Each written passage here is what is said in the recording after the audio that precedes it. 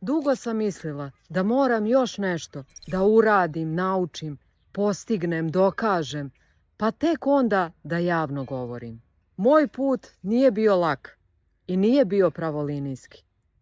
Studirala sam računarsko inženjerstvo, studirala sam pravoslavnu teologiju, provela sam godine u manastiru. Više puta u životu počinjala od nule, bavila se preduzetništvom, radila sam na različitim pozicijama, pokrenula sam YouTube kanal.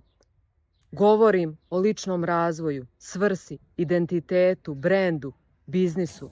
I dugo sam se pitala kako sve to da spojim. Shvatila sam kada mi je jedan poznanik rekao da u meni vidi primer renesansne ličnosti.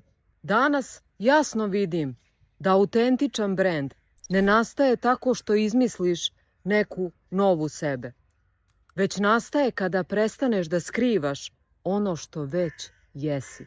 Tvoje iskustvo, tvoj put, tvoje vrednosti, tvoje darove, tvoju priču.